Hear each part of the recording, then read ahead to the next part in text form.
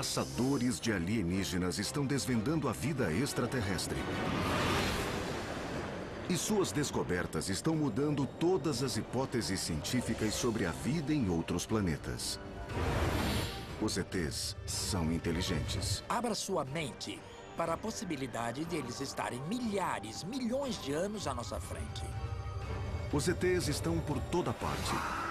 Existe um zoológico exótico de planetas lá fora. Vida alienígena surgindo em todo lugar. Eles não são nada parecidos conosco. Um ET poderia ser feito de metal ou de uma substância que não é carbono? E eles podem ser hostis. Uma civilização avançada poderia se aventurar aqui para nos colonizar. Se existe um bom momento para os ETs virem para a Terra, sem dúvida é agora.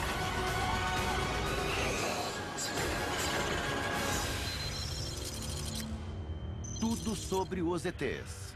Expectativas. Há milênios, os humanos observam as estrelas e se perguntam: estamos sozinhos? Existem seres extraterrestres?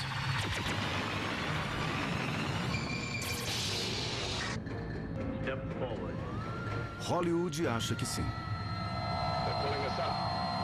Mas e quanto aos cientistas? Eles acreditam na existência dos ETs? Alguns cientistas acreditam que nós somos a única forma de vida no universo. Fala sério. Afinal de contas, quantas estrelas existem no universo? O telescópio Hubble pode ver cerca de 100 bilhões de galáxias, que é o universo visível. Cada galáxia é formada por 100 bilhões de estrelas. Faça as contas. 100 bilhões vezes 100 bilhões são 10 sextilhões. É 1 seguido de 22 zeros. E assim como em nosso sistema solar, onde existe uma estrela, existem planetas. Bilhões de mundos que podem abrigar uma civilização alienígena. Com certeza existem alienígenas no espaço exterior. Eles estão lá.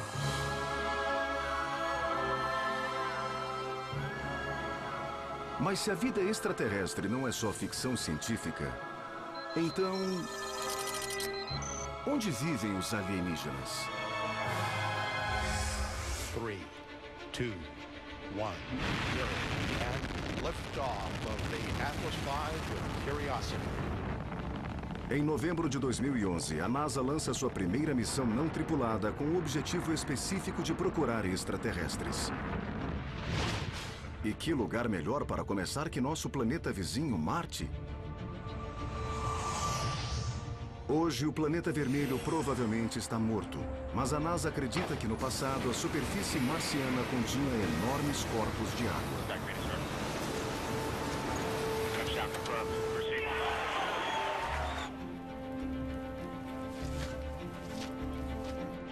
Para o astrobiólogo Chris McKay, o estudo dos oceanos secos de Marte pode revelar formas de vida baseadas em carbono, que viveram na água assim como os micro-organismos da Terra. Todo dia eu participo das operações do robô Curiosity na cratera de Gale, que é um antigo leito de um rio a 80 milhões de quilômetros em Marte. Ambientes ricos em sais como este aqui são um bom modelo para a vida em Marte. E estudando os tipos de organismos que vivem em um ambiente como este, nós temos uma ideia de como teria sido a vida em Marte à medida que ele foi ficando cada vez mais seco e mais frio. No final, a água evaporou e deixou uma crosta de sal. E esse é um ótimo mecanismo de preservação de vestígios desses organismos. Então, nós esperamos explorar a superfície de Marte, perfurar o solo e retirar uma amostra e que neste sal estejam os restos orgânicos dos seres que existiam lá quando ainda era um lago de água salgada.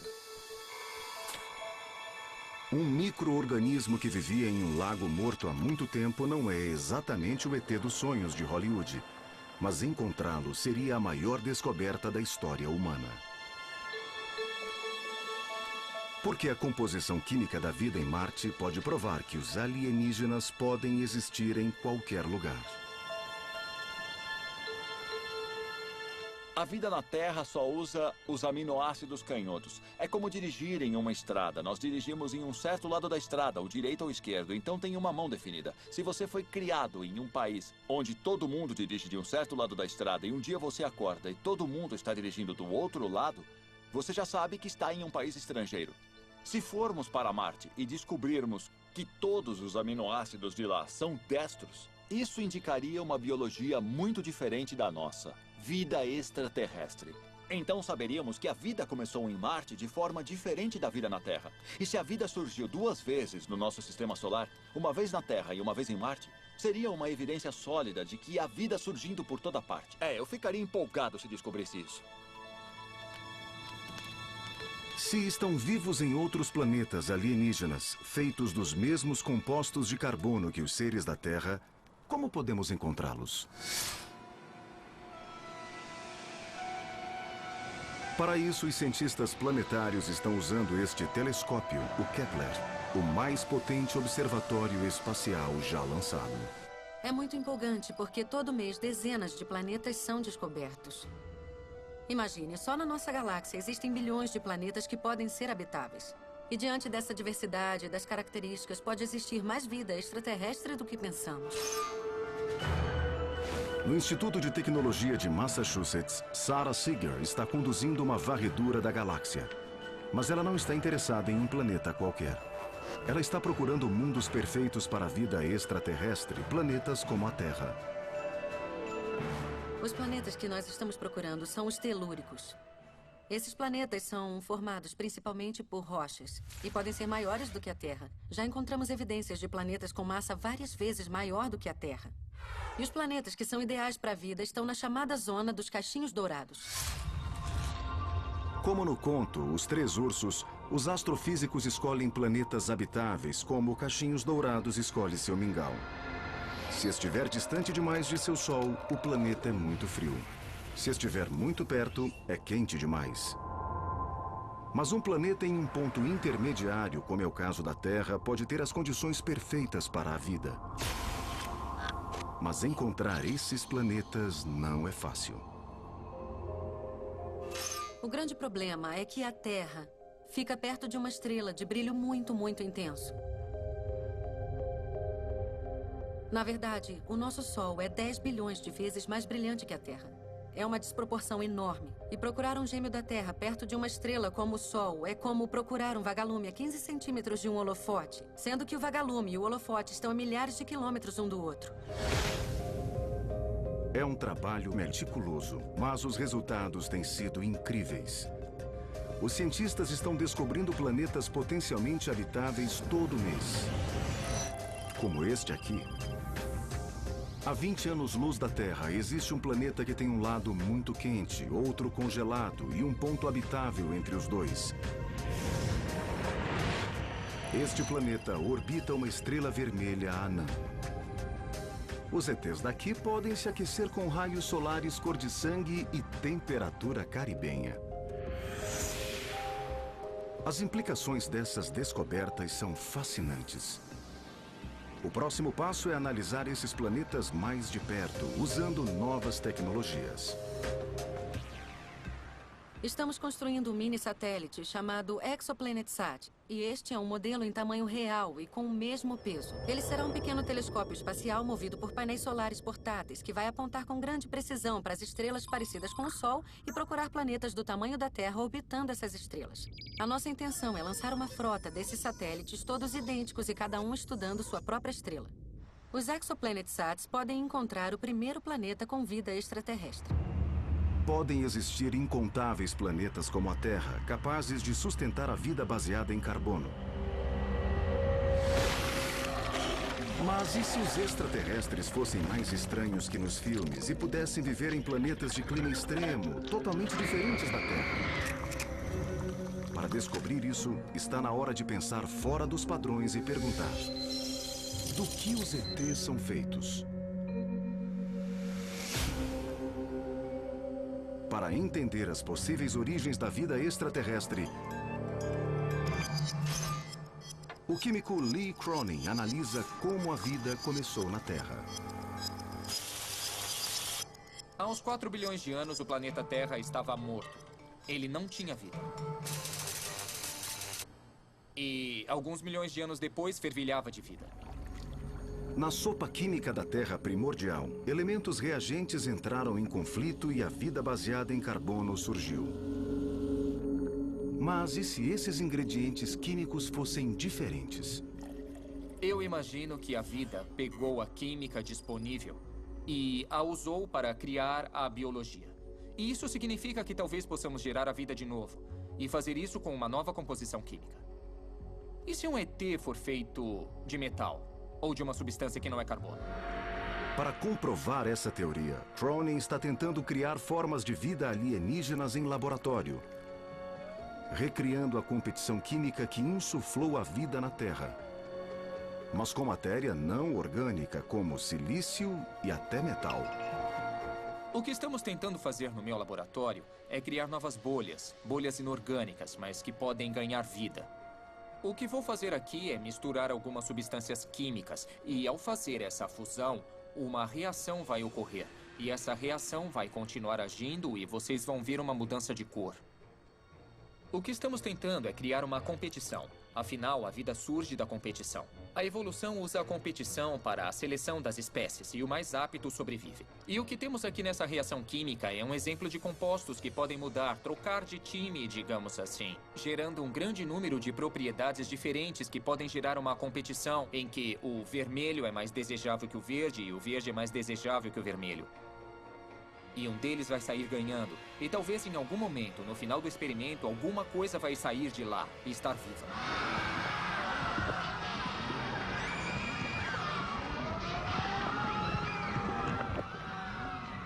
E não tenham medo caso ela escape para o ambiente. Nós usamos materiais inorgânicos muito sofisticados que não se combinam na natureza. Então ela vai morrer e não dominar o planeta.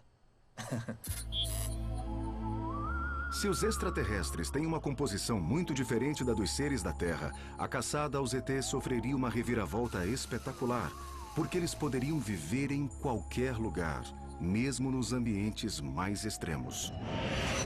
Agora que os astrobiólogos estão se aproximando de planetas alienígenas, eles estão prontos para revelar como esses seres de outro mundo seriam.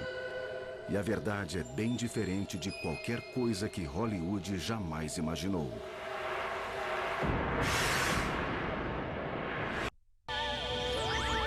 A imagem clássica dos ETs vem principalmente dos filmes e de teorias conspiratórias.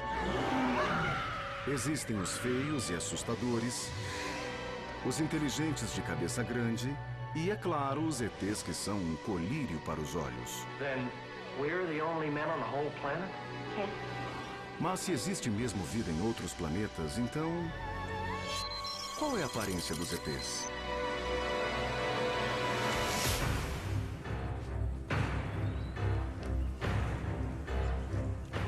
Este é o astrobiólogo Louis Dartnell.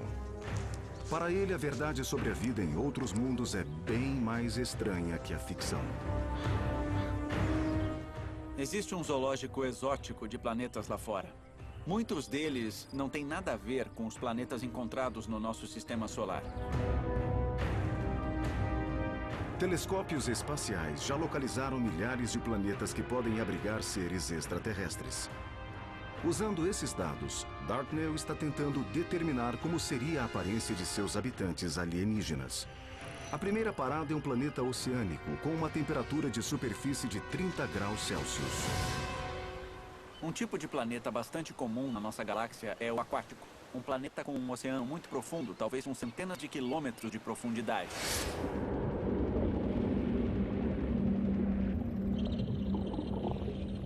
Os seres nesses planetas aquáticos devem ser facilmente identificáveis, como aquela raia ali atrás, ou como esses peixes em forma de torpedo. Mas como podemos saber o que vaga pelos oceanos de um mundo a trilhões de quilômetros de distância? A resposta está na evolução.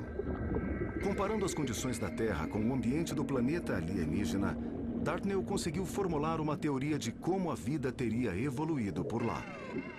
Então, os mecanismos de propulsão que surgiram e evoluíram nos peixes alienígenas seriam bem parecidos com os mecanismos que encontramos aqui na Terra, porque eles solucionam a mesma situação de sobrevivência com os meios disponíveis. A quilômetros da superfície do oceano, a escuridão é total. E os peixes alienígenas desenvolveriam técnicas complexas de caça. Bom, uma possibilidade é que os peixes alienígenas tenham painéis bioluminescentes nas laterais para poder emitir sinais entre si, coordenar um ataque e avançar todos de uma vez sem que a presa perceba. Assim como na Terra, os caçadores se tornam as presas.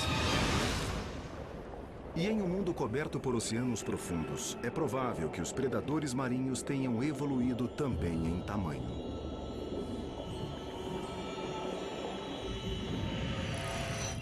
Mas em planetas grandes e habitáveis como este, a 42 anos-luz da Terra, os seres alienígenas evoluiriam para se adaptar perfeitamente à gravidade intensa de um megaplaneta e dominar a vastidão do céu. Eles teriam uma gravidade maior, mas também uma atmosfera mais densa que envolveria todo o planeta. Então, voar seria mais fácil em uma superterra, porque daria para gerar uma força de ascensão.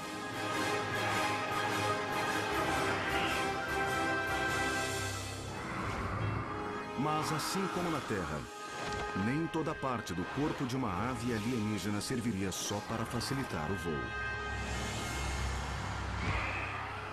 Com animais alados voando em disparada entre as nuvens, seria provável que eles tivessem uma cauda multissegmentada e flexível, o que comprometeria a aerodinâmica, mas revelaria que estão aptos para procriar.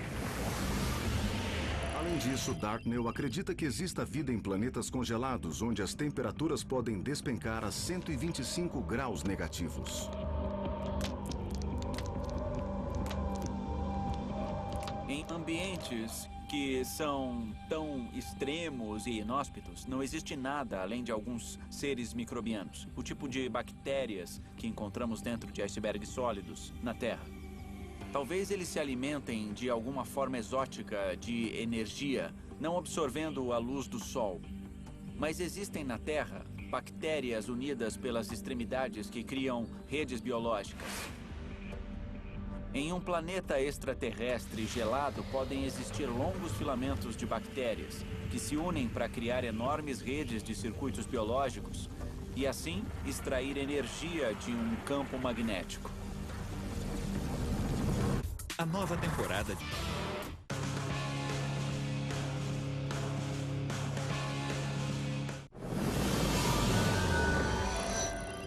Um ambiente alienígena ainda mais estranho é um planeta de carbono. Ele tem rios e oceanos de petróleo e uma crosta interior maciça feita inteiramente de diamantes. A vida num planeta de diamantes e em oceanos de petróleo seria ainda mais exótica, ainda mais estranha, porque não seria baseada em água líquida. Aqui, alienígenas solitários se escondem em lagos de petróleo e produzem explosões de energia para atrair suas presas.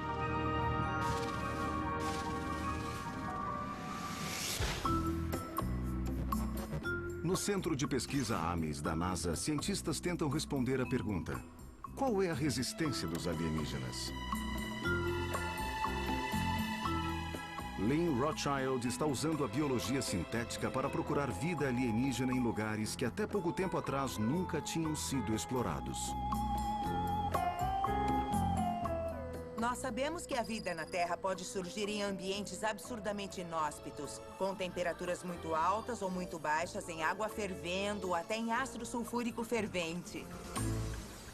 Então, isso dá uma ideia de onde a vida poderia estar em outros planetas. Mas talvez possa ter vida além desses extremos e nós ainda não achamos esses organismos na Terra, ou talvez a evolução ainda não tenha chegado até eles. É aí que a biologia sintética pode atuar. A biologia sintética é uma nova forma de olhar para a biologia. Aqui nós fazemos experimentos com a vida para tentar acelerar a evolução, criando combinações que talvez não ocorressem no processo evolucionário, como uma forma de testar quais são os limites potenciais da vida. Dessa forma, se a gente for a algum planeta e descobrir um lago de ácido sulfúrico borbulhante, nós não vamos achar que é perda de tempo. A gente vai pensar, tem algum lugar na Terra onde tem micro-organismos em ácido sulfúrico fervente? Até tem, o Parque Nacional de Yellowstone. Então, nós sabemos que pelo menos é possível que tenha vida nessas condições. Mas agora com a biologia sintética, a gente diz, olha, se não existe, será que dá para fazer? E se a gente puder fazer uma coisa que viva mesmo em lugares extremos, isso expande os lugares onde podemos procurar vida. Ao se aproximar de seu destino final, Darknell acredita que os maiores e mais agressivos extraterrestres vivam em um planeta muito parecido com o nosso, onde a evolução tomou um rumo bem diferente. Para as melhores chances de sobrevivência, especialmente para animais complexos como nós, seria um lugar como a Terra, um irmão gêmeo do nosso planeta. Mas mesmo se nós pudéssemos repetir a história da evolução na Terra, sem dúvida os atributos da vida não seriam os mesmos, porque é tudo muito aleatório. Isso é inerente ao processo evolucionário. Então, talvez, neste planeta parecido com a Terra, haja uma espécie de polvo que desenvolveu um exoesqueleto duro para suportar a força da gravidade quando saiu de seu ambiente aquoso.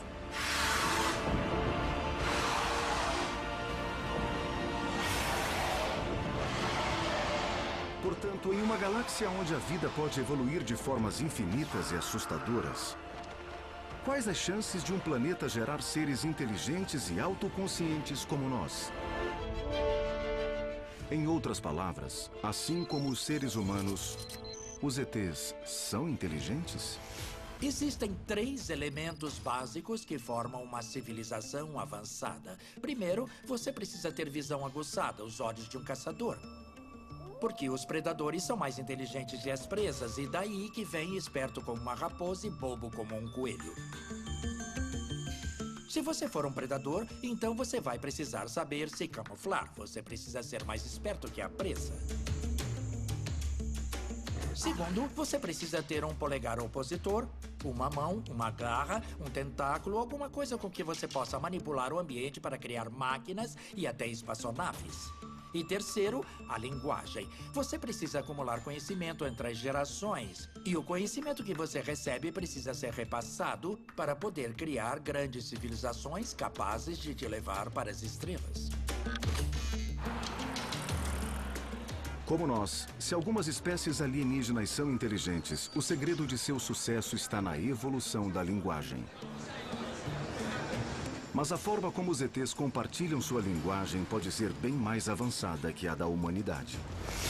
É muito provável que os ETs não sejam entidades individuais. Talvez eles sejam conectados a um ciborgue e muito mais poderosos. E será muito difícil para nós entendê-los ou argumentar com eles. O único jeito seria poder se comunicar da mesma maneira que eles se comunicam. Kevin Warwick é especialista em cibernética. Ele acredita que alguns ETs seriam tão inteligentes a ponto de ter assumido o controle de sua própria evolução, fundindo-se com a tecnologia para poder se comunicar usando apenas a mente. E Warwick está fazendo a mesma coisa, testando os limites da ciência ao se transformar no primeiro organismo cibernético do mundo. Eu tenho este eletrodo implantado no sistema nervoso do meu braço esquerdo. E nós conectamos o meu sistema nervoso a um computador e à internet. Quando eu abro e fecho a minha mão, meus sinais cerebrais também abrem e fecham a mão robótica. A mão tem pequenos sensores nas pontas dos dedos e eu consigo receber dados desses sensores. Então eu consigo sentir com os sinais cerebrais quanta força a mão robótica está aplicando a diferentes objetos. Enquanto houver uma conexão de rede, o seu cérebro e o seu corpo não precisam estar no mesmo lugar. A gente pode testar isso aqui. Isso prova que os ETs podem usar o pensamento para se comunicar com dispositivos robóticos. A próxima etapa é tentar se comunicar telepaticamente com outro ser vivo, como ele acredita que os alienígenas fazem. Então ele chamou um substituto para o ET, a senhora Warwick. A minha esposa também tem eletrodos instalados no sistema nervoso. E sempre que ela fecha a mão dela, o meu cérebro recebe um pulso elétrico. É uma comunicação direta, de sistema nervoso para sistema nervoso. Os ETs, sem dúvida, se comunicariam diretamente cérebro com cérebro, através da telepatia sintética. Uma espécie alienígena avançada poderia atuar como uma mente coletiva que não fala? Parece ficção científica, mas uma coisa parecida acontece aqui na Terra, bem embaixo dos nossos pés. As formigas têm um tipo de inteligência coletiva, o que significa que são extremamente poderosas. E se você mata uma formiga, isso não causa um grande impacto sobre a colônia como um todo. É a colônia, um tipo de inteligência mais interligada, que é importante. Pense nos Borgs de Jornada nas Estrelas, por exemplo, que se valem da inteligência das máquinas. Então é uma rede super inteligente.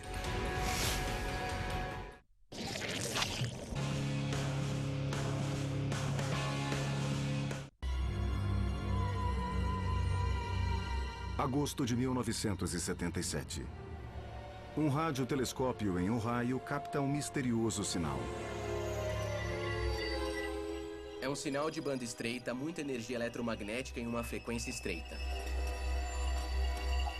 O sinal vem do espaço sideral e as implicações são tão impressionantes que levaram os astrônomos a se perguntar: os ETs estão nos enviando mensagens? Quando o observador foi examinar, ele ficou tão empolgado quando viu o sinal que pegou a folha impressa e escreveu UAU do lado dele. O sinal UAU é exatamente o tipo de sinal que um ET enviaria. Os cientistas que monitoram o sinal UAU são do Instituto SETI, que quer dizer Busca por Inteligência Extraterrestre. Na época, eles acreditavam que poderia ser uma mensagem de alienígenas. Mas depois de 72 segundos, o sinal parou e nunca mais foi ouvido. Vários astrônomos ficaram lá durante horas e horas analisando diferentes comprimentos de onda e nenhum sinal foi detectado naquela posição de novo. Ninguém sabe por que o sinal foi emitido só uma vez. Mas o astrônomo Andrew Simeon, que trabalha no SETI, quer estar pronto caso os ETs liguem de novo. Eu não estaria procurando extraterrestres se não achasse que há uma chance da gente detectar um sinal de outra tecnologia. O SETI está intensificando a busca ao coletar uma quantidade inédita de dados especiais. Nós estamos fazendo vários experimentos simultaneamente. Neste momento, estamos vendo os dados de um radiotelescópio de Arecibo, em Porto Rico. Sempre que alguém está usando o telescópio, os nossos instrumentos estão analisando os dados em busca de sinais de ETs. E quando a gente vê um sinal como este, o próximo passo é aplicar testes adicionais para tentar descartar o sinal caso ele venha de algum tipo de interferência da superfície da Terra. E o próximo passo desse processo é solicitar um horário em um radiotelescópio grande para tentar reobservar aquela posição no céu. Se os dois radiotelescópios separados por grandes distâncias, talvez até 2 continentes diferentes, captam exatamente o mesmo sinal de rádio, quando observam aquela posição no céu, então a gente tem quase certeza de que ele vem de um planeta distante. Nesse caso, nós avisaríamos o mundo. O SETI está maximizando as chances de ouvir novas mensagens de rádio do espaço. O problema é que os telescópios geram toneladas de dados. Para analisá-los, outro astrônomo do SETI, Dan Wertheimer, está convocando pessoas da Terra. Estamos pedindo a pessoas do mundo todo para que ajudem a procurar sinais de rádio de outras civilizações. Se você estiver interessado em participar desta busca, é só baixar o programa de proteção de tela SETI em casa. Cada pessoa é responsável por um pedacinho do céu. E quando você instala esse protetor de tela, você está falando com o computador que está neste armário. Este computador está coordenando a atividade de 8 milhões de voluntários do SETI em casa em todo o mundo. Esse computador sozinho não é muito grande, mas é o cérebro central do maior supercomputador do mundo. 8 milhões de pessoas, todas procurando por vida extraterrestre. Essa é a maior missão do SETI até agora. Mas ela se baseia em uma hipótese ainda maior. A de que os ETs ainda enviam mensagens usando as antiquadas ondas de rádio. Centro de Ciência da Vida. O engenheiro biológico Ezriran Kozuri está realizando pesquisas avançadas que sugerem que os ETs podem enviar mensagens de forma biológica, armazenadas em moléculas de DNA. Se quisermos mandar um monte de mensagens para o espaço, para outros planetas, o DNA seria um jeito muito eficiente de fazer isso. O armazenamento do DNA é incrivelmente denso e, em teoria, é possível armazenar centenas de bilhões de DVDs em cerca de 1 grama de DNA. Abrigando a estrutura genética de cada ser vivo, o DNA é o disco rígido de alta capacidade da natureza. E Kozuri acredita que ele é perfeito para viagens interestelares. E o mais interessante é que se alguém quiser mandar informações que percorram distâncias longas para muitos lugares, precisará de menos energia, porque o DNA tem menos massa. Ele é muito resistente e nós sabemos que ele permanece estável por milhares de anos, especialmente em ambientes secos como o espaço. Mas como o DNA viajaria através do espaço até a Terra? O astrofísico Paul Davies acredita que extraterrestres avançados podem usar espaçonaves microscópicas feitas de matéria orgânica que talvez já estejam aqui. O conceito da mensagem na garrafa é bem conhecido. Você escreve uma mensagem em um pedaço de papel, enfia numa garrafa, fecha e atira no mar. Você não costuma esperar uma resposta. Ela vai embora e fica lá para sempre. Mas um dia talvez alguém a encontre. Então acho que devíamos procurar por mensagens extraterrestres em uma garrafa. Mas onde essas mensagens seriam gravadas e como seria a garrafa? Imagine que os ETs decidiram criar pequenas nanomáquinas ou até aproveitar as máquinas existentes na natureza, ou seja, células vivas, e salvar informações nelas. As mensagens poderiam ser gravadas nas estruturas do DNA. E a garrafa em si poderia ser a membrana de um vírus ou uma célula viva. Eu não acho mais absurdo descobrir uma mensagem no genoma de uma bactéria do que descobrir uma mensagem em ondas de rádio vindas do céu. Seja surfando o espaço sideral atrás de ondas de rádio ou explorando a galáxia em busca de DNA alienígena, os caçadores de ETs estão preparados para receber mensagens de outras formas de vida. Mas será suficiente para garantir o primeiro contato? Estamos só aprendendo a nos comunicar com outras civilizações. E talvez as nossas suposições estejam erradas. Se me perguntasse há 200 anos o que procurar, eu diria sinais de fumaça. Mas se me perguntar daqui a 200 anos, pode ser uma coisa diferente, táquions ou comunicação subespacial, ou então algo que ainda não conhecemos. Mas enquanto o SETI espera e espera mais um pouco, uma forma mais direta de mostrar aos ETs que nós existimos é abrir todas as frequências disponíveis e mandar um alô para eles. Durante décadas, os cientistas enviaram um fluxo constante de mensagens ao cosmos tentando chamar a atenção dos ETs. A Voyager 1 partiu para o espaço com um disco de ouro contendo informações sobre a Terra. Música, fotos e até uma mensagem do presidente norte-americano. Mais recentemente, emitimos mensagens de texto para planetas habitáveis. Mas até agora, ninguém respondeu. Este é o Dr. Doug Vakoc. Ele acredita que os ETs não respondem às nossas mensagens porque não as entendem. E está procurando por um denominador comum. Nós somos uma espécie matemática. E a matemática é a linguagem universal. A solução para nos comunicarmos com outra civilização. Para Vakoc, codificar mensagens em linguagem científica em vez de gravá-las em urdu ou galês é essencial para iniciar o diálogo interplanetário. E usando a matemática, podemos descrever aos alienígenas todas as maravilhas do nosso mundo. Este é um bom exemplo. A gente parte de uma sequência numérica muito simples chamada série de Fibonacci. Nós começamos com o número 1 e o somamos a ele mesmo. 1 mais 1 dá 2. 1 mais 2 é igual a 3.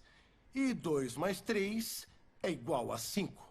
O que descobrimos é que se conectarmos esses quadrados, obtemos essa espiral que vemos em formas em toda a natureza. Nós vemos isso na espiral de uma concha de Náutilo, nas galáxias espirais. Nós vemos isso em estruturas que os humanos criaram também, como a fachada do Partenon na Grécia.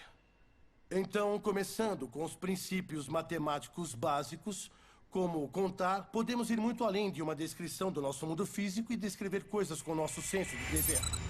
O principal objetivo de Vacok não é só enviar aos ETs informações sobre a Terra,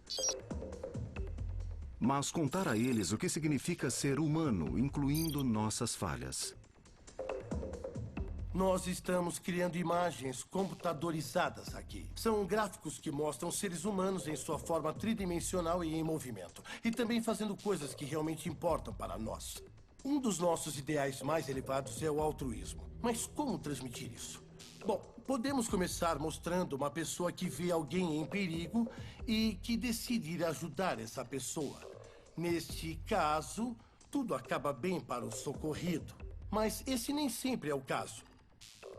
Porque é claro que o altruísmo também implica uma noção de escolha. Você pode ver alguém em perigo, mas também tem a opção de dar as costas e ir embora. Quando pensamos nas mensagens que queremos enviar aos extraterrestres, podemos falar sobre os nossos ideais e também sobre como os atingimos e às vezes como nós falhamos nisso. Mostrar o lado negro da humanidade para a galáxia pode não ser o conceito geral de um currículo perfeito da Terra. Mas mesmo se os ETs captarem as nossas mensagens, eles vão se importar?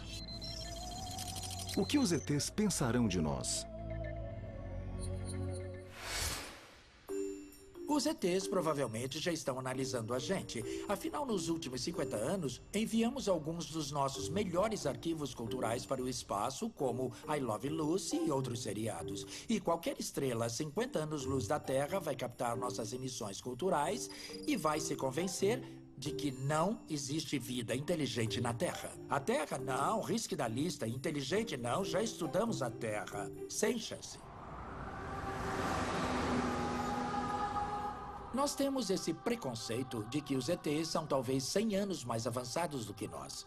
Abra sua mente para a possibilidade de que sejam milhares, milhões de anos mais avançados do que nós.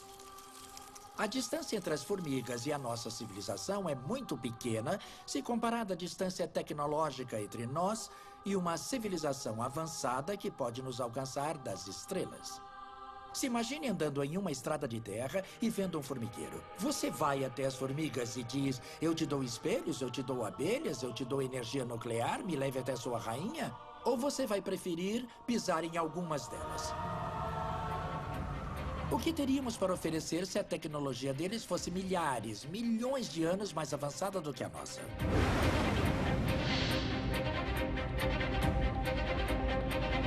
Uma raça alienígena futurista talvez não tenha nenhum interesse pela humanidade.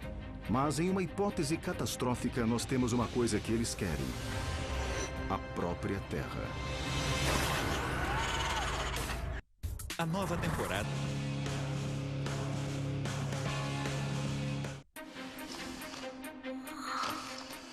A ciência moderna acredita que os extraterrestres existem com civilizações bem mais avançadas do que a nossa.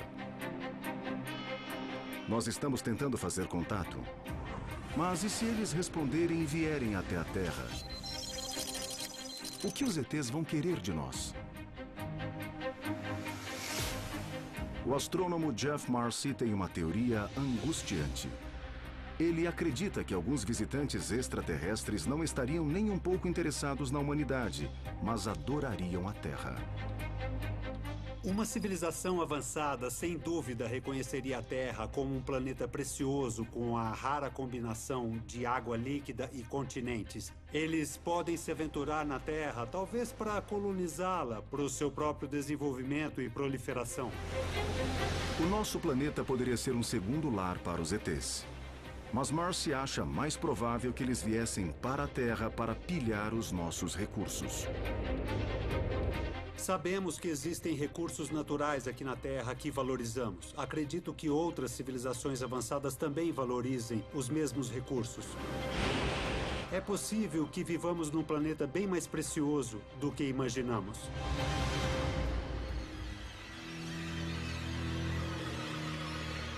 É uma ideia assustadora e o Dr. Ian Zalachevich concorda com ela.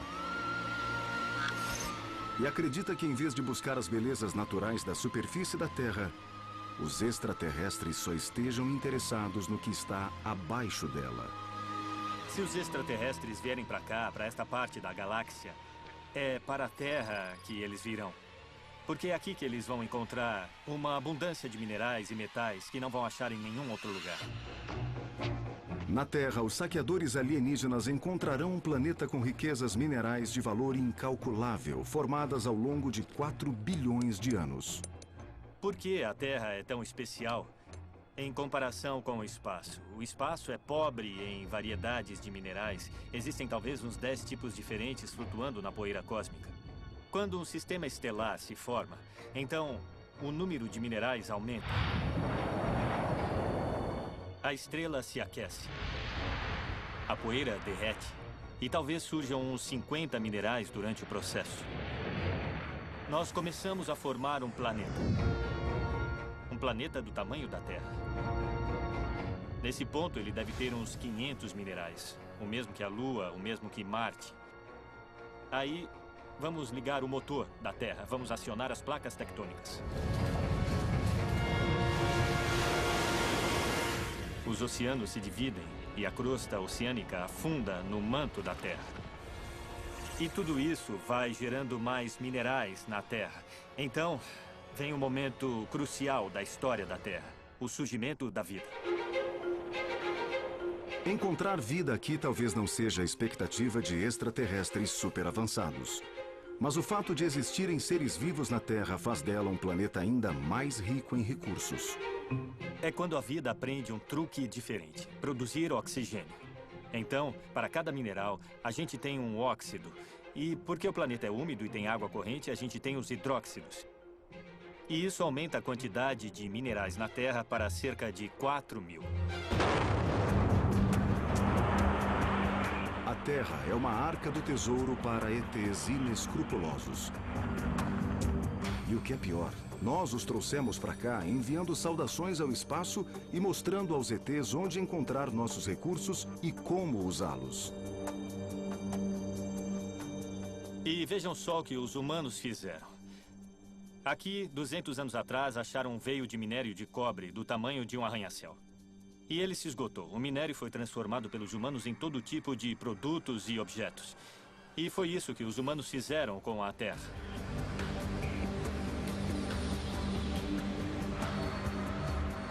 Eles encontraram acúmulos de metais e minerais. Eles os extraíram e fabricaram novos metais, novos minerais que não são encontrados na natureza. Para ser mais exato, quase não são encontrados na natureza. Nós fabricamos 500 bilhão de toneladas de alumínio. É o suficiente para cobrir os Estados Unidos inteiros com aquele papel alumínio de cozinha. E quando os ETs chegassem aqui, iriam encontrar uma terra ainda mais rica em minerais. Uma caverna de Aladim. Então, se existe um bom momento para os ETs virem para a Terra, sem dúvida é agora. No próximo episódio de Tudo Sobre os ETs. Eles já sabem que estamos aqui. Talvez eles sejam capazes de cavar buracos no contínuo espaço-tempo. Estamos preparados para o contato extraterrestre? Até algumas migalhas que caírem da mesa tecnológica deles podem desestabilizar a nossa civilização. Quem nos protegerá? Podemos estar cercados por ETs sem ter a menor consciência disso. E a humanidade pode evitar um apocalipse alienígena? Assim que os ETs souberem que estamos aqui, eles provavelmente vão nos destruir.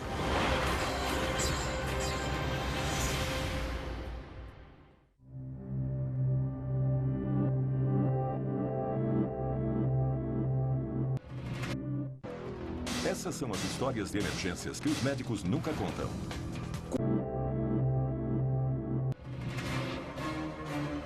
Os maiores caçadores de alienígenas acreditam que a nossa galáxia está repleta de seres extraterrestres que podem chegar à Terra a qualquer momento. Os ETs estão nos observando. Podemos estar cercados por sondas minúsculas sem nos darmos conta disso. Eles são mestres das viagens intergalácticas. A dobra espacial permite que os ETs peguem atalhos através do contínuo espaço-tempo. Mas quando chegarem aqui, os visitantes extraterrestres virão como amigos?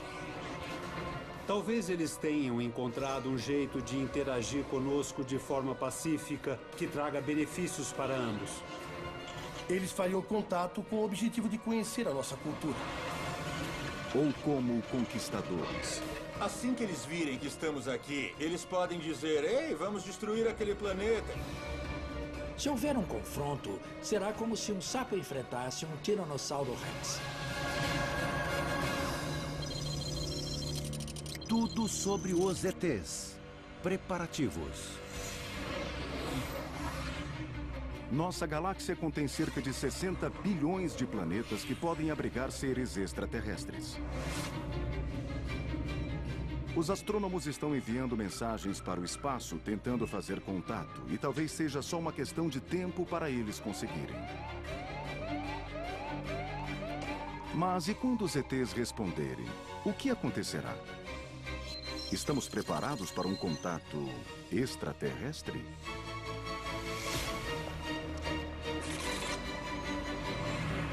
Este é Paul Davis, chefe da divisão de pós-detecção do SETI, o Instituto de Busca por Inteligência Extraterrestre.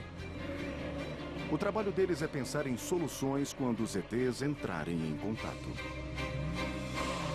Se nós fizermos algum tipo de contato com uma civilização alienígena, não vai ser como nos filmes, como Homens de Preto. O contato iria se concentrar em um grupo pequeno de pessoas, como os cientistas do SETI que procuram os sinais, e eu também. O meu trabalho é desenvolver um tipo de protocolo ou plano se houver evidências irrefutáveis de que não estamos sozinhos no universo. O que vamos fazer depois? Para quem contar? Como vamos reagir? Devemos reagir? E quem fala pela Terra? Não importa quem será a personalidade encarregada de falar pela humanidade. Seja o presidente, a rainha ou Oprah Winfrey, não esperem ver o momento do primeiro contato na televisão. Seja qual for a circunstância do primeiro contato, é provável que ele aconteça de um jeito que ninguém previu. Então é muito importante evitar que ele vaze para a imprensa antes que os cientistas estejam mesmo prontos para avaliar com quem estão lidando. E esses passos incluem todo tipo de checagens para comprovar se o sinal é genuíno e depois informar vários cientistas e organizações governamentais em uma determinada sequência. Área restrita.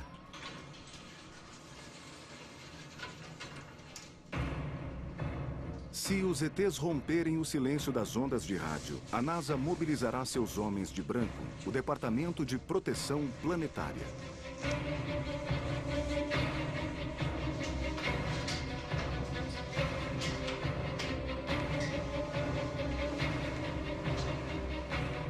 Aqui, o Dr. Carlton Allen tem a importante tarefa de analisar o risco de contaminação da Terra pela exposição extraterrestre e identificar quais ameaças biológicas afetariam os alienígenas. A ideia de guerra dos mundos em que os marcianos vinham à Terra e morriam por causa do frio parece bizarra, mas na verdade não sabemos o que acontece quando dois ecossistemas entram em choque. E esse é o objetivo da área de proteção planetária: proteger a Terra de materiais vindos do espaço. Garantindo a segurança da Terra contra germes alienígenas, o Departamento de Proteção Planetária tem estado ocupado desde a década de 60. Depois que a NASA pousou na Lua, os heróis que retornaram ficaram de quarentena. E hoje o foco de Allen é o contágio no planeta vermelho. Nós esperamos que as missões nos tragam amostras do planeta Marte. A história da proteção planetária vai entrar em uma nova fase. Talvez existam em Marte lugares onde formas extremas de vida possam existir. E enquanto explorarmos Marte, é claro que não queremos contaminar nenhuma parte do planeta. E quando trouxermos as amostras, precisamos garantir que não vamos contaminar a Terra com algum micro-organismo marciano.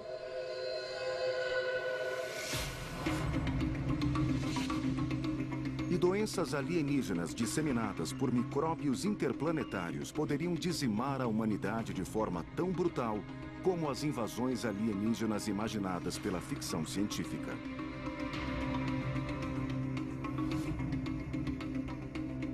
Mas, como bem sabe o mineralogista Mike Zolensky, esses mini-ETs poderiam desvendar as grandes questões da astrobiologia. Se os alienígenas já estão aqui, eu não sei. O que eu sei é que os elementos básicos da vida chegam à Terra todos os dias. E isso está acontecendo há 4,5 bilhões de anos. Eles chegam em meteoritos, asteroides e cometas. Os meteoritos são bolas flamejantes de rocha interplanetária que se chocam contra a Terra desde tempos imemoriais. No passado, eles eram um mistério, mas agora, graças às novas tecnologias de visualização de imagens, Zolensky pode ver o que existe no interior dos fragmentos de meteoritos. Os resultados são impressionantes. É muito interessante estudar essas amostras do espaço. Só agora temos técnicas avançadas o bastante para poder analisar quantidades tão pequenas de matéria orgânica. Este é um meteorito que caiu no oeste do Texas. E é incrível, mas dentro dele existem pequenos cristais de sal. E o mais interessante desses cristais é que eles contêm gotículas de água líquida. As únicas amostras que temos de água fora da Terra.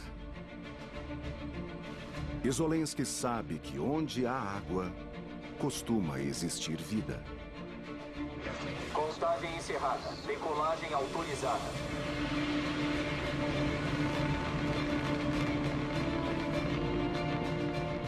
E para obter mais evidências de uma rocha espacial intacta, a NASA enviou uma sonda robótica chamada Stardust para estudar um cometa que atravessou nosso sistema solar a mais de 20 quilômetros por segundo.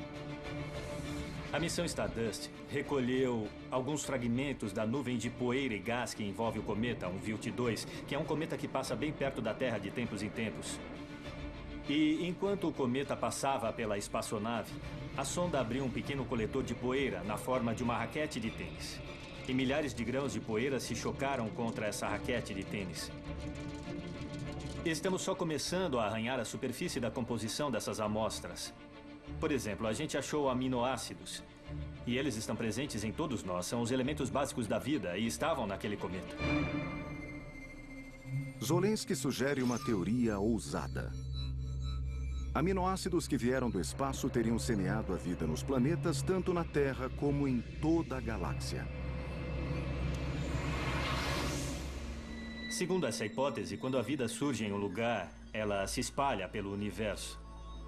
Nós sabemos que os elementos básicos da vida estão em cometas e asteroides do nosso sistema solar. E vemos evidências desses mesmos objetos em outros sistemas estelares. Então, se existe vida aqui, deve haver em todo o espaço. Mas se existe vida por toda a galáxia, e estamos enviando sondas para estudá-la, ETs inteligentes poderiam estar fazendo a mesma coisa? Os extraterrestres já estão nos observando? Desde a década de 1970, as nações enviam sondas para estudar o espaço e buscar evidências de vida extraterrestre. Se estamos fazendo isso, e quanto a eles? Os extraterrestres sabem que estamos aqui? Existe ou já existiu tecnologia extraterrestre no sistema solar e, por tecnologia, a primeira coisa que vem à mente são, é claro, as sondas. Uma sonda alienígena teria uma incrível capacidade de processamento de informações com enorme poder intelectual. Não é inconcebível que, ao longo da história da Terra, tenha existido uma tecnologia alienígena no nosso sistema solar ou bem aqui no nosso planeta. Paul Davies acredita que uma espécie extraterrestre inteligente poderia estar analisando a Terra neste exato momento, usando tecnologia microscópica. Temos que pensar não em termos de sondas, pedaços grandes de metal, mas em termos de nanotecnologia, porque afinal muita coisa é possível com pequenos dispositivos robóticos que não seriam maiores do que uma bactéria. Nós podemos estar cercados por essas coisas sem nos darmos conta. Parece uma história de ficção científica, mas os extraterrestres podem estar nos observando neste exato momento. E o especialista em cibernética, Kevin Warwick, acredita que o próximo passo dos ETs seria lançar uma missão de reconhecimento mais sofisticada na forma de avatares cibernéticos. Eles poderiam ser como os robôs que já temos na Terra, para começar. Não os ETs em pessoa. Os alienígenas estariam em um planeta distante, talvez a muitas galáxias de distância, e controlariam os robôs que nós vemos aqui, diretamente, como extensões deles mesmos, digamos assim. Então seus pensamentos e sentimentos controlariam os robôs e as informações que eles enviariam. Talvez a gente consiga ter alguma ideia de como é uma forma de vida alienígena a partir dos robôs que temos hoje. Assim como já existem mãos robóticas nas sondas que nós enviamos para o espaço, talvez os ETs manipulem um avatar que seja parecido com eles.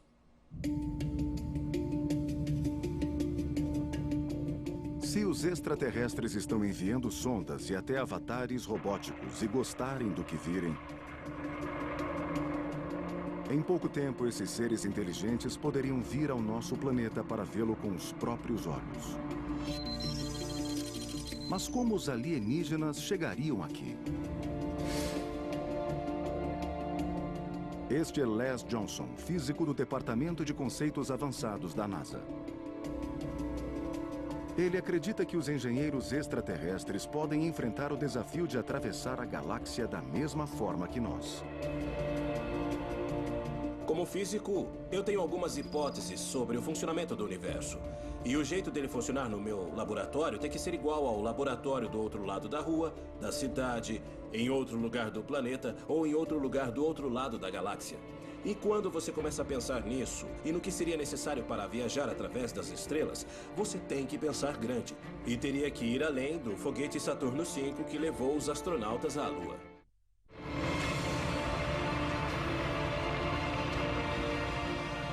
Movido por combustível líquido, o Saturno V ainda é o foguete mais potente já construído. Ele permitiu que os astronautas viajassem 618 mil quilômetros até a Lua em apenas 4 dias. Mas para os ETs chegarem à Terra, mesmo de Próxima Centauri, o sistema estelar mais próximo, eles teriam que fazer uma viagem de 40 trilhões de quilômetros. Para tirar este monstro enorme do chão, esses motores tiveram que gerar milhões de quilos de empuxo usando propulsão química. Se quiséssemos viajar pela galáxia por distâncias tão enormes, em um foguete químico igual a este, demoraria 73 mil anos. Diante da perspectiva de milhares de anos de viagem, Johnson acredita que os extraterrestres devem usar um sistema de propulsão mais explosivo.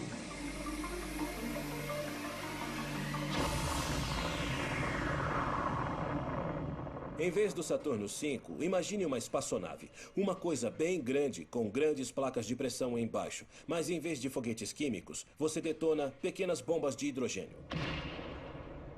Uma a cada poucos segundos. E quando a bomba explode, ela gera um impulso e a nave começa a se mover cada vez mais rápido. E se você acelerar durante horas, em vez de minutos, como um foguete químico faz, você poderia impulsionar uma espaçonave até outra estrela em alguns séculos, em vez de 73 mil anos. Uma espaçonave movida a bombas de hidrogênio seria rápida, mas perigosa. Por isso, Johnson acredita que alienígenas avançados desenvolveriam uma forma muito mais rápida e segura usando energia alternativa. Minha tecnologia favorita se chama vela solar. O que a vela solar faz é refletir a luz para gerar propulsão. Não dá para sentir isso aqui no chão, mas quando a luz solar reflete em você, ela te empurra, ela exerce uma força. Se você estiver no espaço sideral, essa força pode ser significativa e é abundante, está sempre lá. Bom, esse protótipo de vela solar que nós mesmos desenvolvemos para aplicações desse gênero é, na verdade, um refletor muito fino e leve. Agora, imagine uma coisa como essa em uma escala gigantesca. Uma estrutura do tamanho do Texas, com a espessura de um fio de cabelo humano. Se isso fosse instalado no espaço por nós ou outros seres, eles poderiam usar isso para criar um grande impulso gerado pela luz solar e assim viajar muito, muito rápido. Mas essa tecnologia não exige grandes avanços na física. Está mais para um desafio de engenharia. Hoje a gente não sabe como construir uma estrutura do tamanho do Texas. Mas daqui a alguns anos, talvez a gente consiga construir uma com alguns quilômetros de comprimento. E dentro dos próximos 50 ou 100 anos, aumentá-la até o tamanho necessário para que nós ou outros seres possamos viajar pelo espaço. Mas mesmo usando as velas solares, viajar 4 anos-luz para a Terra levaria um século ou mais. Para uma viagem realmente rápida que demore apenas algumas décadas, os ETs precisariam captar a incrível potência de uma misteriosa substância chamada antimatéria. A antimatéria é o combustível perfeito para as viagens interestelares. E só para esclarecer, isso não é coisa de ficção científica, é muito real. A antimatéria consiste em partículas de tamanho subatômico, que são um reflexo das partículas comuns que compõem toda a matéria do universo. Mas quando a matéria e a antimatéria se encontram, o resultado explosivo é perfeito para viagens espaciais.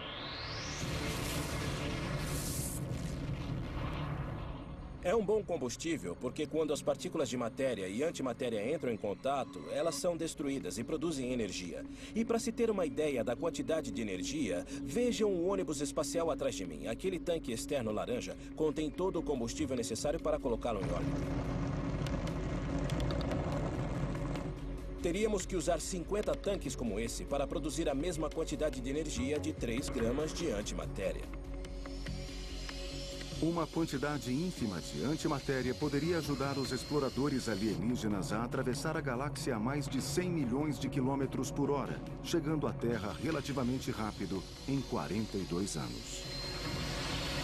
E ao contrário dos discos voadores dos filmes antigos, as espaçonaves extraterrestres conseguiriam resistir a velocidades inimagináveis, independentemente da sua aparência.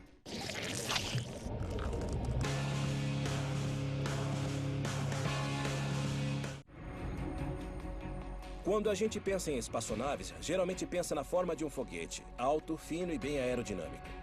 E é assim porque a gente vive em um planeta que tem atmosfera. Mas depois que você sai da atmosfera, não precisa mais se preocupar com ela, não existe mais atrito. Então pode ser uma espaçonave que tem um monte de objetos salientes ou não. Pode ser um cubo, como um dado de tabuleiro. Resumindo, quando se está no espaço e no vácuo, a forma não tem a menor importância. Mas depois que os alienígenas construíssem a espaçonave perfeita para se deslocar de um ponto a outro do espaço, eles enfrentariam um desafio ainda maior. Viajar para a Terra através do vácuo sideral, infinito e mortal, sem se perder.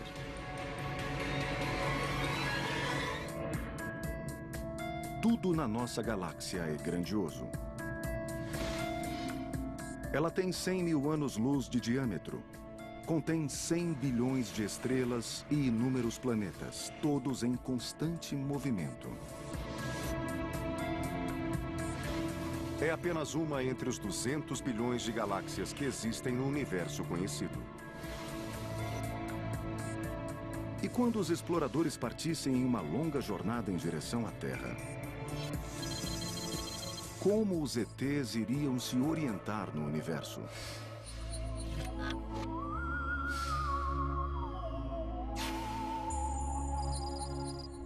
Felizmente, a natureza permite isso com os pulsares de raio-x. São estrelas de nêutrons que emitem feixes de raio-x como esta máquina. Na Universidade de Leicester, o Dr. John Pye e sua equipe estão construindo e testando telescópios para observar as emissões de raio-x no espaço, iguais aos feixes dos pulsares.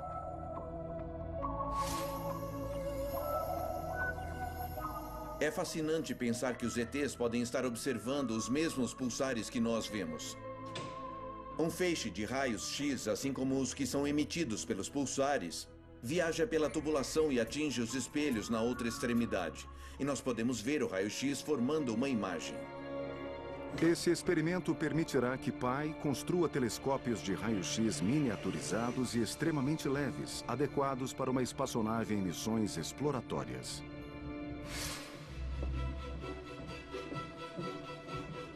E usando equipamentos como este, os alienígenas podem traçar uma rota através do espaço da mesma forma que os velejadores navegam pelo mar. Imagine que este barco é uma espaçonave alienígena e o oceano seria a galáxia através da qual eles tentam se orientar.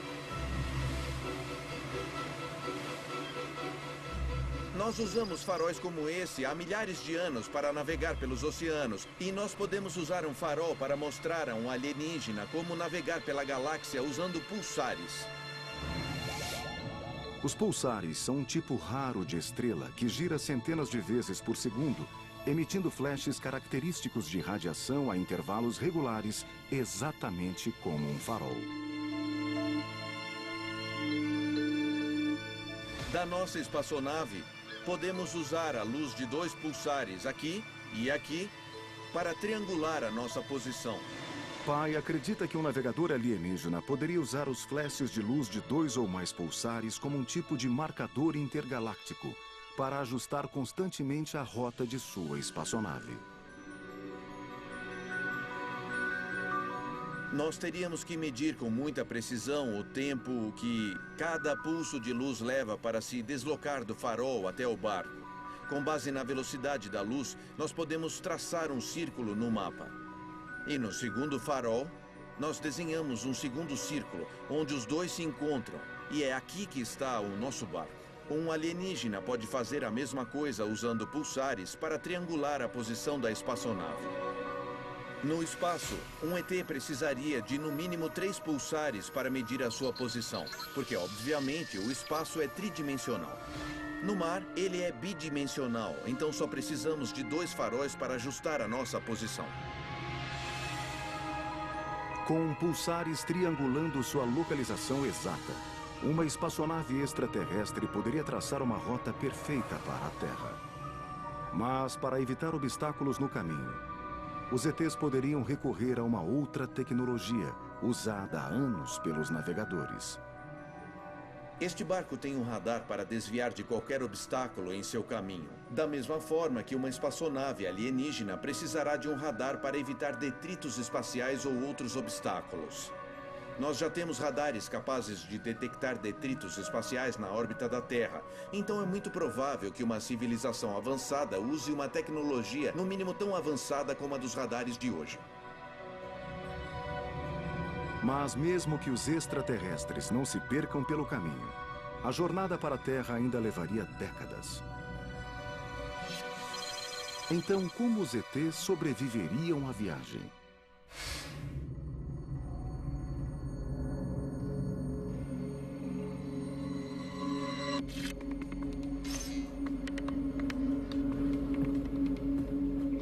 O astronauta Michael Barratt passou meses a bordo da Estação Espacial Internacional e entende os desafios que os viajantes de longas distâncias enfrentam.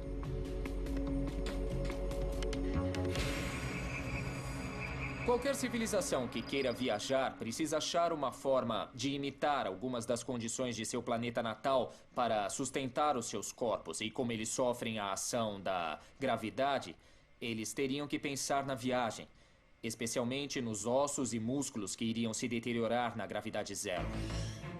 Para seres com corpos feitos de carbono como nós, passar anos na ausência de gravidade seria fatal.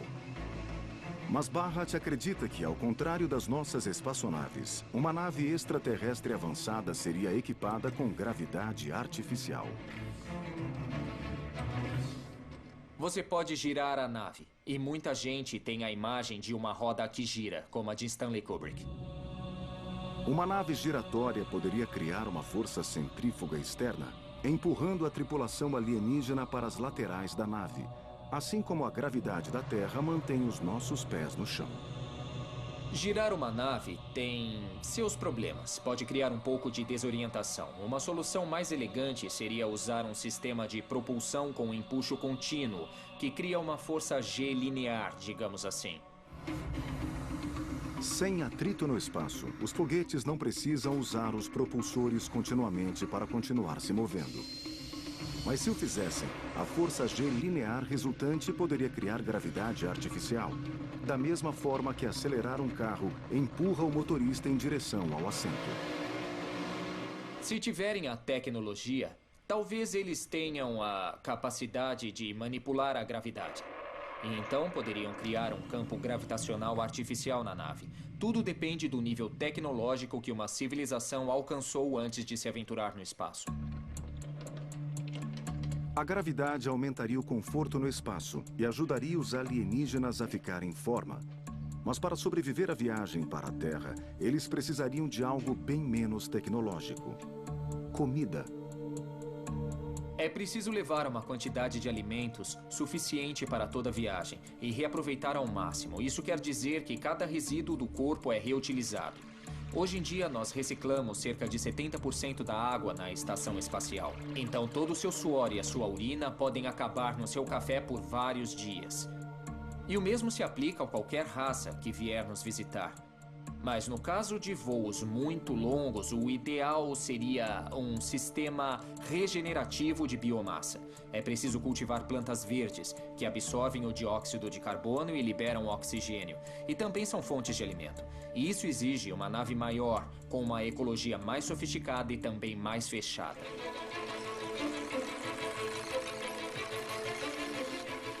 Mas uma raça de ETs interestelares seria tão avançada que a nossa visão de uma tecnologia futurista já seria antiquada? Afinal, os extraterrestres talvez sejam mestres do espaço e do tempo, viajando pelo cosmos de forma que consideramos impossível. A nova temporada de Pronto Socorro.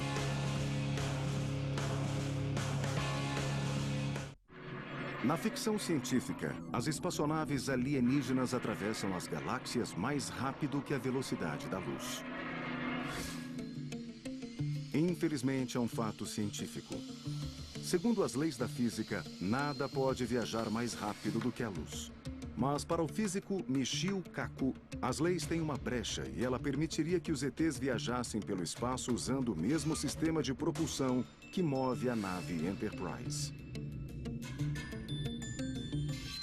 Os ETs podem atingir a propulsão de dobra? A dobra espacial é ficção científica, mas se baseia em um princípio científico verdadeiro. Nas equações de Einstein existem soluções que permitem criar atalhos no contínuo espaço-tempo. Você pode comprimir o espaço à sua frente. Então, em vez de ir para uma estrela próxima, a estrela vem até você, porque você comprime a distância entre você e a estrela. Com a dobra espacial, viajar mais rápido do que a luz seria possível. Isso significa que alienígenas vindos do sistema solar mais próximo poderiam chegar à Terra em apenas 2 semanas. Mas como a nave conseguiria resistir às forças inimagináveis da dobra espacial sem ser destruída? O físico Harold White acredita que uma espaçonave extraterrestre se protegeria dentro de um casulo, em um espaço que não seja comprimido. Qual seria a aparência de uma coisa como essa? Ela teria uma nave central, cercada por um tipo de anel no centro, que iria gerar todo o vácuo de energia negativa necessário para fazer o sistema funcionar. O que acontece é que esse anel que gira ao redor da nave cria um tipo de bolha que a envolve por inteiro. Então a espaçonave fica contida nessa região estável do espaço-tempo. A aceleração ideal é praticamente zero e quando você liga o campo, em vez de todo mundo bater a cabeça como num episódio trágico de Doctor Who, ninguém sente nada. A aceleração ideal é zero. Agora nós estamos tentando criar uma réplica microscópica desse fenômeno no laboratório. É um teste muito científico, não se animem muito, não é uma coisa que vai equipar uma espaçonave tão cedo, mas podemos provar a existência dela dessa forma. Mas se uma espaçonave extraterrestre fosse equipada com a propulsão de dobra espacial, eles precisariam de uma grande quantidade de combustível, já que a viagem toda consumiria a energia de 300 terras. Parece impossível, ao menos para uma civilização primitiva como a nossa. Quando os físicos falam de civilizações de outros planetas, eles não falam de homenzinhos verdes, eles falam de escalas de energia. E onde estamos nós nessa escala de energia? Nós somos o tipo 0. Nós nem estamos nessa escala. Uma civilização tipo 1 é planetária. Ela aproveita todas as formas de energia planetária. Ela pode controlar o tempo. Talvez ela saiba manipular terremotos e vulcões e tenha cidades sobre o oceano. Com o tempo, ela esgota a energia do planeta e se torna um tipo 2 estelar, consumindo a energia de sua própria estrela-mãe. Ela tem a capacidade de desviar meteoros e cometas e adiar eras glaciais. Um exemplo seria a Federação de Planetas em Jornada nas Estrelas, que coloniza alguns sistemas estelares vizinhos. Finalmente, ela esgota a energia da estrela e se torna galáctica. Eles vagam pelas pistas do espaço galáctico, têm colônias em centenas de bilhões de planetas da galáxia, parecido com o império da saga Guerra nas Estrelas. Viajando em espaçonaves gigantescas e com o espaço e o tempo sob seu comando, um império alienígena galáctico, milhares de anos mais avançados do que nós, poderia chegar à Terra a qualquer momento. E quando os extraterrestres pousarem no nosso planeta, o futuro da humanidade será incerto.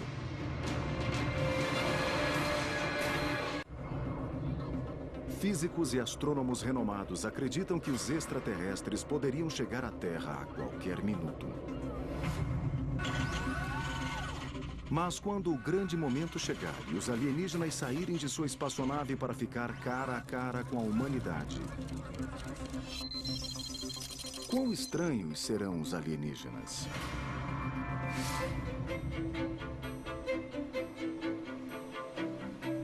O astrobiólogo Louis Dartnell acredita que os extraterrestres que viriam para a Terra teriam uma fisiologia parecida com a nossa.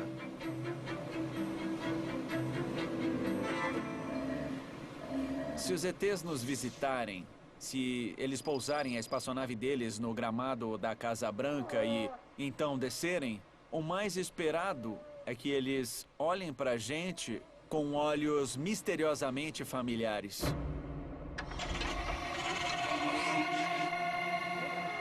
A gente espera que uma espécie inteligente tenha se originado de um ancestral predador que seja carnívora. E ela teria um sistema digestivo completo, com uma entrada e uma saída, que é um jeito muito eficiente de extrair os nutrientes dos alimentos que você coloca no corpo quando come. Um ET inteligente precisaria ter o cérebro, o centro de processamento, na frente do corpo, onde os órgãos sensoriais estão, para minimizar o tempo de reação. E os órgãos sensoriais estariam na frente, para eles perceberem para onde estão indo, em vez de onde estiveram.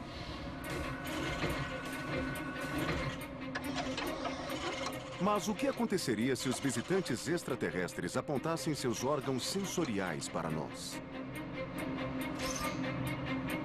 Uma pergunta que a pesquisa científica por si só não é capaz de responder. Os ETs seriam amigos ou inimigos? No Instituto SETI, Doug Vakoch acredita nas boas intenções de uma sociedade extraterrestre avançada. Não somos perigosos para qualquer civilização que use a dobra espacial para viajar. Então, não faz sentido que outra civilização venha nos atacar. Faz muito mais sentido que eles façam contato para conhecer a nossa cultura. O astrobiólogo Jeff Marcy concorda. Ele acredita que é lógico supor que em uma civilização avançada, os alienígenas seriam bem mais civilizados. Quem sabe eles acharam um jeito de interagir cooperativamente na sociedade deles. E se um dia eles vierem, eles já saberão como interagir com a gente de forma pacífica, de uma forma mutuamente cooperativa e talvez até mutuamente benéfica. Poderemos compartilhar as nossas bibliotecas, a nossa música, a nossa poesia e até as nossas filosofias de vida. como a Federação de Planetas de Jornada nas Estrelas, os extraterrestres futuristas podem ter amadurecido e superado a ganância e a sede de poder. E quando encontrarem a humanidade aqui na Terra, talvez eles queiram que nós nos juntemos a eles. Eles estão interessados em nós porque acham que somos perigosos e não querem que a gente destrua a galáxia ou algo assim. Então viriam aqui para nos controlar? Acho pouco provável. Será que eles acham que podemos dar alguma contribuição para algum tipo de comunidade cósmica? Qualquer civilização que seja agressiva e expansiva já teria, claro, se disseminado e nós já conheceríamos. Ou ela já teria se destruído. Então, se existe mesmo uma comunidade galáctica, eu acho que ela seria essencialmente altruísta e não teríamos nada a temer. Mesmo se os visitantes interestelares forem amigáveis e vierem para a Terra para intercambiar culturas, a nossa sociedade primitiva saberia como lidar com isso? Até algumas migalhas que caírem da mesa tecnológica deles podem desestabilizar a nossa civilização. Pensem nisso. Se tivermos raios desintegradores ou máquinas de telepatia e a capacidade de recriar a matéria em qualquer forma ou copiá-la, poderia desestabilizar a civilização moderna. Não estamos prontos para lidar com essa tecnologia avançada.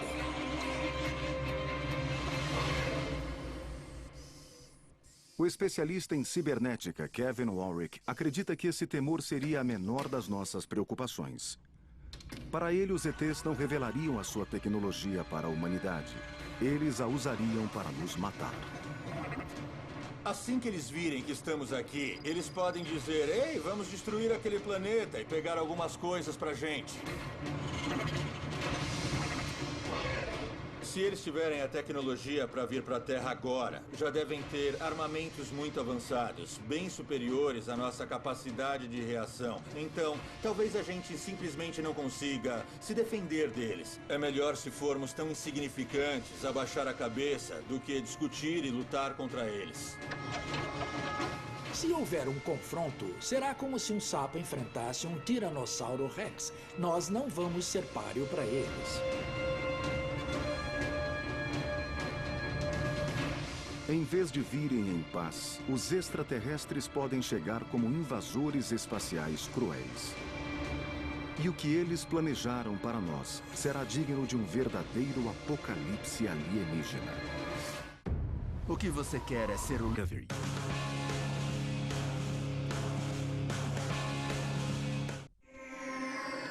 As versões cinematográficas de uma invasão alienígena costumam mostrar a humanidade escravizada,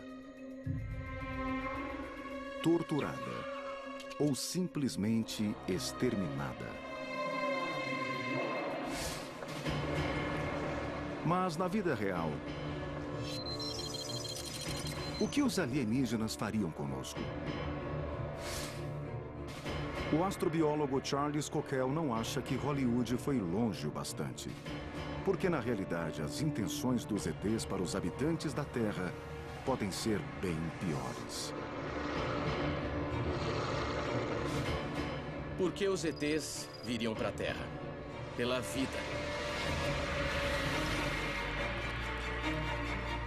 Pela incrível biodiversidade do nosso planeta e pela incrível proliferação da vida. Mas uma das coisas de que a vida precisa é de energia. Ela precisa de energia para crescer e se reproduzir, e existem muitas formas de produzi-la. Uma delas é a fotossíntese. Essas folhas absorvem a luz solar e estão usando a energia do sol para crescer e se reproduzir. Mas não é um jeito muito eficiente de gerar energia. Um jeito bem melhor é comer as plantas e um ainda melhor é comer os animais que comem as plantas. Em cada passo, a energia se concentra mais à medida que avança na cadeia alimentar. Então, os animais que estão no topo da cadeia alimentar geralmente são caçadores, o tipo de animais que gosta de se alimentar de outros animais ou carne.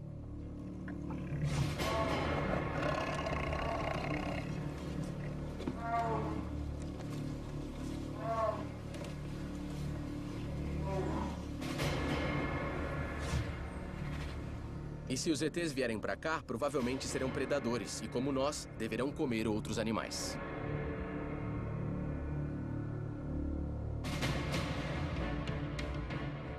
E se uma invasão extraterrestre hostil enxergasse os seres da Terra como itens de um enorme cardápio? o prato do dia certamente seriam os humanos. Se os ETs decidissem comer a gente, seria muito fácil para eles nos capturar. Primeiro, nós estamos muito concentrados e há uma grande quantidade de pessoas nas cidades. E segundo, somos a espécie mais inteligente do planeta. E se eles quisessem manter a Terra como um planeta habitável, nós seríamos o primeiro alvo. A única chance da humanidade é o sabor da carne humana deixá-los enjoados. A biologia deles pode ser incompatível com a nossa. As proteínas deles e a forma como são sintetizadas podem ser muito diferentes da nossa composição. Então, mesmo que queiram nos comer, talvez eles não consigam.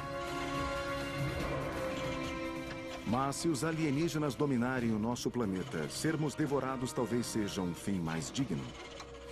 Qualquer um acredita que, em vez de virarem almoço, os humanos podem ser capturados para um destino ainda mais terrível: a dissecação.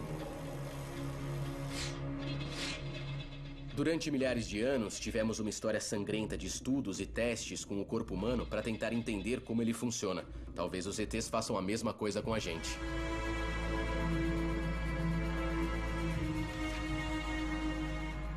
Mas essa perspectiva não é tão ruim. Os seres humanos criaram tecnologias para escanear o corpo humano e realizar estudos biológicos e médicos sem a dissecação.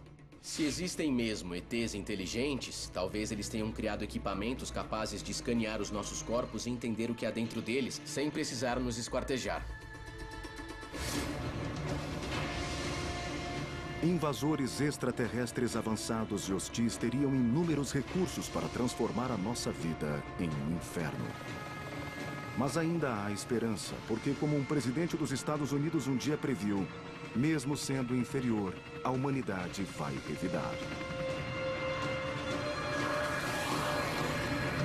I occasionally think how quickly our differences worldwide would vanish if we were facing an alien threat from outside this world. Não importa o que pensamos do presidente Ronald Reagan, todos concordam que ele era um profundo conhecedor da natureza humana.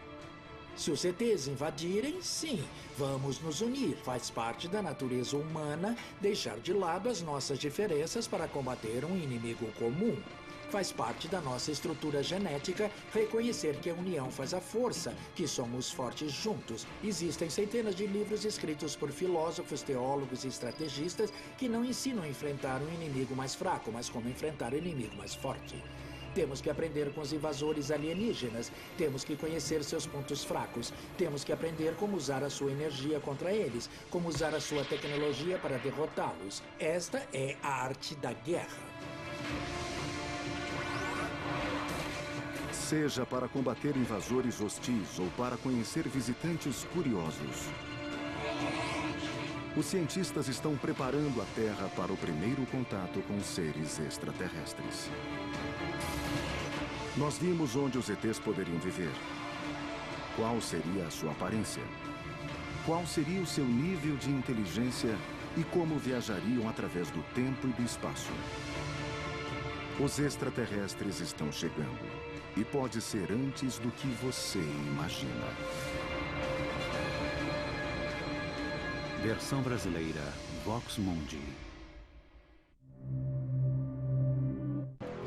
Essas são as histórias de emergências que os médicos nunca contam.